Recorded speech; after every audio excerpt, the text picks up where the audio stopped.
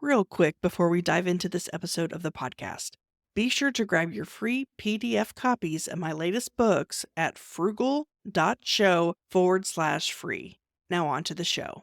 Welcome to the Frugalpreneur podcast. I am your host, Sarah St. John. This episode is what I refer to as a showcase episode where I feature a bootstrapped entrepreneur and they briefly share their tips, tricks, tactics, techniques, and tools that help them bootstrap their business and the successes and failures along the way. My hope is that each of these showcase episodes will provide at least one valuable takeaway that you could implement right away in your own bootstrap business journey. Now on to the episode. I am a real estate investor. I used to be a truck driver. I started out as a truck driver and forklift operator. I eventually got into real estate and real estate land specifically. From there, it led me down to a software provider. And from there, I've just been doing real estate and software ever since. But it's been an interesting story from becoming a truck driver to a software and real estate person. I used to drive some of my trucks 80,000 pounds down the road. A lot of what I've done has been just finding ways to get your first dollar from customers. I think that's a lot of people struggle, and then getting your first 100,000. And like I said, I think we're about to hit 1 million in the next 30 days that we've done just by doing that. So it's a lot of consistency, reinvesting your capital, living cheaply in the meantime, because you have to survive. And I think real estate is definitely a survival game and surviving long enough till you get there. So for everybody out there trying to make it, sometimes you have to reinvest your profits, sometimes to do things you don't want to do, but it'll all lead to something better. And it just doing the hard things up front will usually get you to where you want to go. Because if you take those dollars and put it into your pocket and spend it on whatever you want to live, that entrepreneur lifestyle, you might not get to the real lifestyle you really want, which is freedom. My biggest success, I would think, is client success. We've had 15 clients at 6-figure months, and I think it's not necessarily a small feat. I didn't even know that would be a feat or a goal I would tend to hit, but we've hit it. And I'm like, man, if I can have more clients do that, I feel like that's my biggest success, is having more clients make more money. When it comes down to it, anybody can make money, but I think helping people around you make money, I think, is a true goal. And I think it's very selfish if you make money by yourself. So I like participating in a place where the people around me make money and I make money. That way everybody wins, and it's kind of raising the people around you and helping people around you and the community around you. So I think that's the biggest thing. The big failure, I think, is not going hard in like email marketing and other strategies. There's certain things that I'm not good at.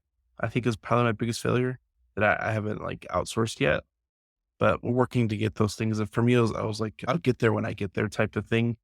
And I'm working on certain things. So there's certain things I kind of knocked out of the path, but I think I should address some marketing strategies sooner. But we'll see how they affect it in the long run, years from now, whether it was a good decision or bad decision, in my opinion. So my best tip is to make sure you have a product that people want and make sure it's at a price point that people want it at. I think a lot of people, they think marketing is the thing that will bring them sales, but you always have to have a valuable product and a valuable offer that will help you get those sales, help make sure you do have a valuable business. There's a book by Alex Hormozy called $100 Million Offers. If you're stuck at that point, read that book. It kind of really explains to make a really good grand slam offer and what price point you sell it at. And I think that'll help a lot of people if you're stuck at that spot.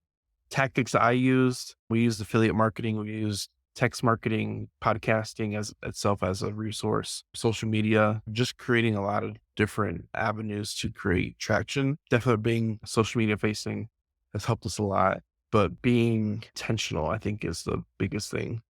Being intentional on the content you produce, being intentional on the places you show up and show your face, eventually getting customers, speaking engagements, all that stuff kind of plays in hand and the audience you're really trying to direct and who you're trying to connect with.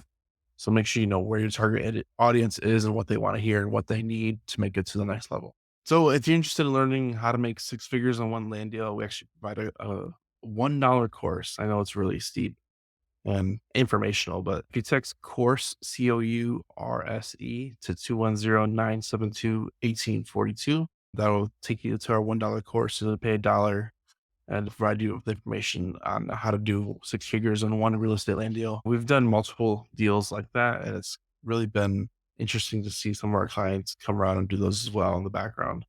So if you're interested in the information, at least how to do it, go check it out. We are at HiveMind CRM everywhere: YouTube, Twitch, TikTok, Instagram, Twitter, Apple Podcasts. We have our own podcast called the Hive with Us Podcast Network with over 300 episodes. We really produce a lot of content, and we're really trying to help educate small entrepreneurs and people that are trying to make more money and really create the life they really want to in business. So if you're interested in that, go check us out. We're always here to help and help you take your business to the next level. So we will see you on the next one. Thanks for tuning in. I hope you enjoyed that episode and were able to take away a valuable nugget of information that you can implement right away in your own business. If you feel your story would be valuable for the listeners of this show, please visit frugal.show/guest. Thank you so much for listening to this episode. If you haven't already, don't forget to grab your free PDF copies of my latest books at frugal.show/free. Until next time.